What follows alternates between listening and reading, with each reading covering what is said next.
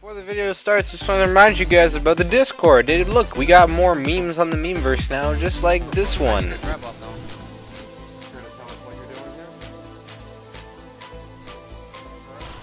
Later, bitch. Oh my, later, bitch. Later, bitches. Not today.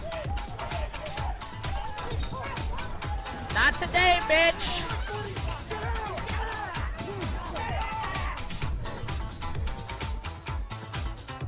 Peace, late.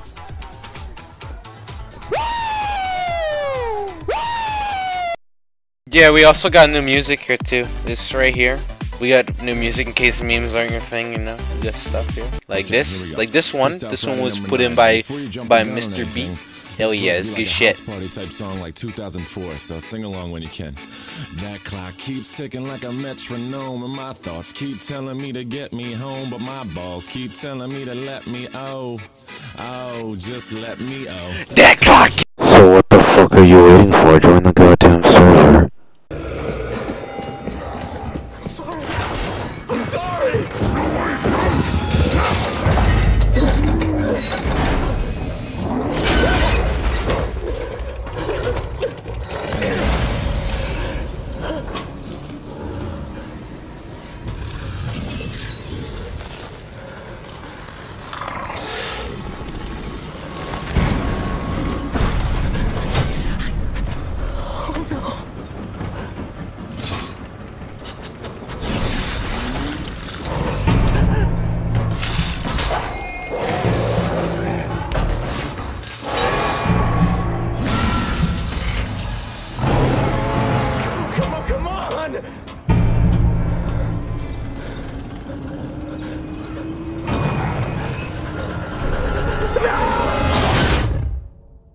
Welcome everybody to the guide, and today we're doing Warwick, the new Warwick. I recently got level 7 on him and thought that'd be a good idea for me to do a guide on him before I do it on anybody else like Ivern or other junglers, just because I have more experience with Warwick.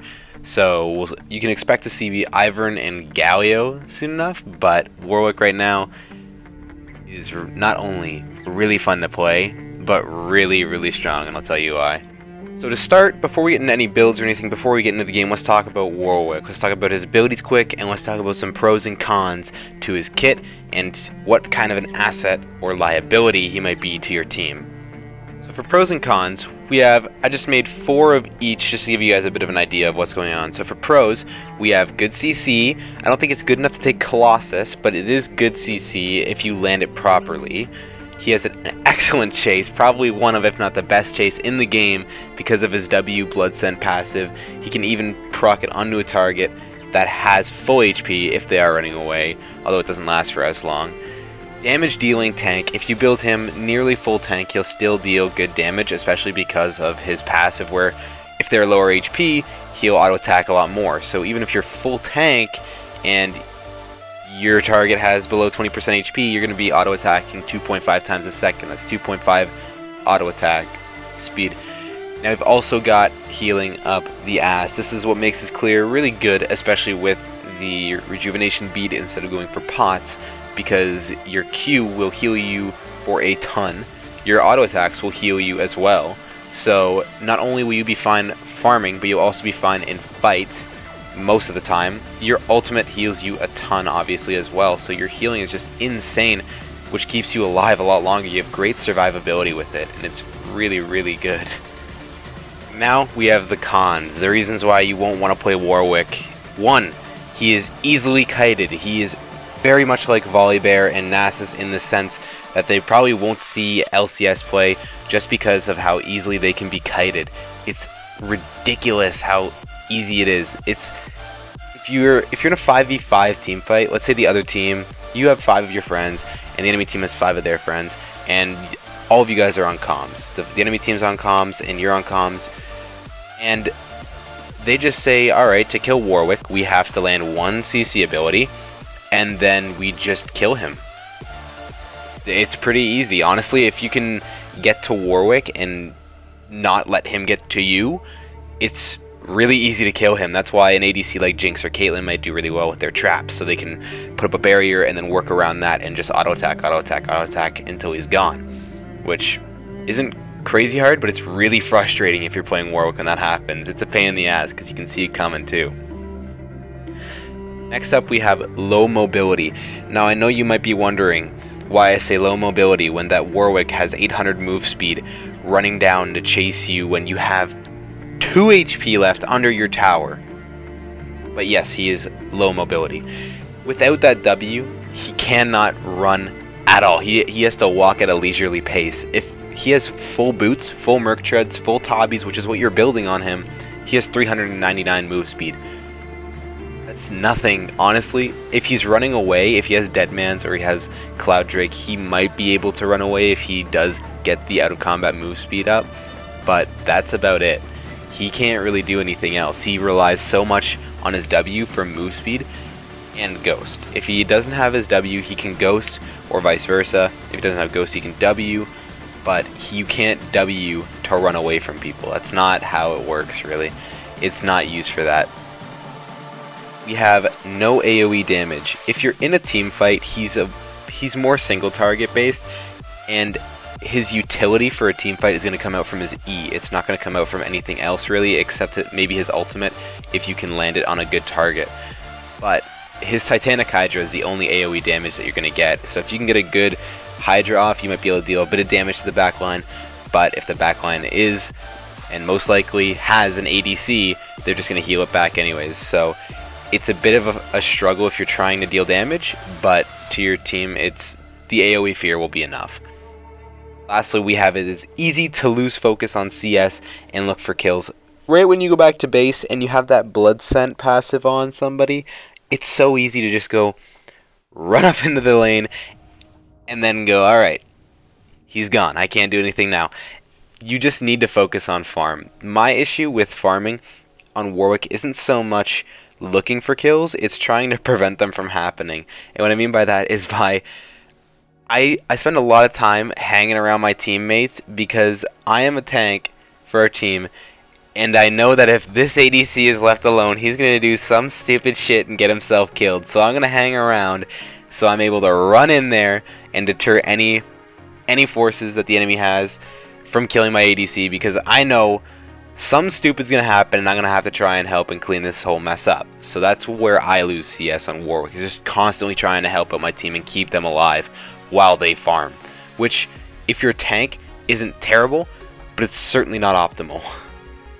Before anything else, let's just go over the runes and masteries. So for masteries, you're taking 18, 0, 12, regardless if you're going damage or not. I think that Fervor is the best way to go. So you're taking attack speed, fresh blood. You're not taking the lifesteal since you don't need that. You're just going to take extra AD and AP, scales well with your Q and all of your other abilities.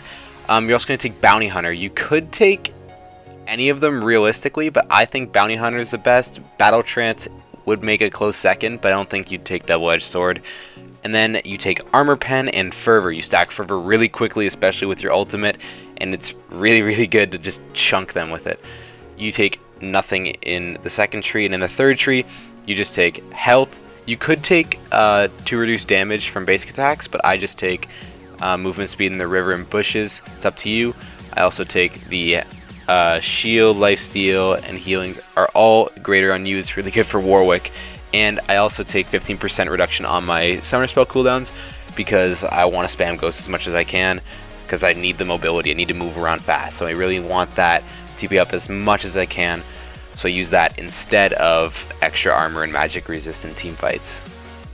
Now for the runes, something you'll notice is that they look eerily similar to the Rengar ones, and that's because they are the goddamn same, because I don't have enough IP for runes, okay? You look at my IP, you can see it in the corner there. That's because I'm saving up for Xayah and Rakan, both to get them on release, so you fucks can have videos to watch of them when they come out, alright? That's why. That is goddamn why. But anyways, we're running 9 armor. We're running plus 8.5 AD, 9 AD at level 18, 2.5 lethality, really, like, and then 12 magic resist. The lethality, don't just, if you're gonna do your own moves, don't put lethality in there. You don't need the lethality. It's just because I was doing Rengar stuff and I was messing with them. The AD isn't necessary, really. I mean, you could take move speed runes as well instead of stacking with AD at 18 and just base or flat AD. You could just take some movement speed so that you're not so slow right out the get-go. You don't have 335 movement speed walking around like a slug. So it's definitely up to you to mix and match a little bit. But this is just what I run, and it's been working for me. I don't know why it does. Okay, I'm sorry. Now that that is all good and done, we can get to the good stuff, what you guys want to see, the builds. So our first build is just a standard tank Warwick build with your fervor. First build, you're going to get Cinder Hulk, and I know I want to take Blood Razor too, but we're going to go Cinder Hulk for the tank build. So first back, if you can, don't buy the Balmy Cinder, go for the Tiamat first. Tiamat is still really good first back, and on your starting build, your starting items, you're going to want to go with the Reju Bead and the Mishitter. It's just the standard recommended items, but it's what's good. So you're going to go Cinder Hulk, you're going to go into Mercs as well, or Tabis, depending on what you need more. If you need the auto attack reduction if they're really auto attack based, or if you need the CC reduction if they're really, really strong with CC. Next up, you're going to build Hydra before you build any other tank, because you already have your Tiamat, so it's easy to get there. Get your Jarum's Fist, and you should be set with a little bit of health to get you going for a while, because it's still early game as well, so it's not crazy damage on everybody yet. And then next up, it's up to you what order you do these in, but I like Deadman's, Randuin's, and Spirit Visage. If they are really, really AD heavy, say they only have 1 AP threat, then you can honestly just opt for a Thornmail instead of Randuin's or Deadman's. It's up to you, but these two are really just good standard items to go with. They give you a lot of health, and you can't really go wrong with them, especially the auto attack speed reduction you get with Randuin's and the crit reduction as well, plus the slow that you get from it and the move speed you get from Deadman's really synergize well together. So it's nice to have both of those. And Spirit Visage as well gives you some nice CDR, so you can get your ultimate back up more often, which you are pretty reliant on in a fight to have your ultimate, just so you can CC somebody so your team can burst them down pretty quick. This is the tank build for Warwick. But we've got another one for you, just in case you are not the tank on your team. You already got a Nautilus support and a Mundo top, and you don't need to be the tank, so you're going to build it spicy. This next build is the one for you then. So this next build is the one near and dear to my heart. It's the Damage Warwick. This is the build I came up with when he was first released. I was messing around with a few builds, and I really liked this one more than the others, for damage at least. So your first back, you still do get Tiamat, but you go Blood Razor instead of Cinder Hulk, so you can get those auto attacks off like crazy, since he is auto attack based, and you can stack the fervor really well and beat the living shit out of people. You still go Mercs or Tabis because you do need some tank, but instead of finishing your Tiamat into a Titanic Hydra, you finish Triforce first. You build your Triforce after Blood Razor, and then after the Triforce, you go for the Titanic Hydra. Now, since after that you have 4 fully built items, you have no resistance. You have MR from your boots, and then strictly health. So you are pretty weak in terms of being squishy and how tanky you are. You are very, very easy to kill. But if you're in a 1v1 situation, I can guarantee you that there is almost no situation that you will lose if you have ultimate. If you can land your ultimate, or you can proc your W on them, then you should be able to win a 1v1 seamlessly. The last 2 items, Randuin's and Spirit Visage, are just for the resistance, since you do need resistance on this champion. It's almost a core part of Warwick. If you want to play ranked with Warwick, you need resistance for your team. So it's up to you if you want to stick with Randuin's, or if you want to opt for a Deadman's or whatever else it may be, or even a Sunfire cape since you don't have the Cinder Hulk. But Randuin's is just my standard go-to. You get a lot of health, good amount of armor. You do get the reduced damage from crit strikes, which I can almost guarantee you there will be somebody on their team that has. But if there isn't anybody on the enemy team who can deal crit damage, then it's probably not worth building, and you should go for either a Sunfire or a Deadman's. But other than that, this is the damage build. This is the build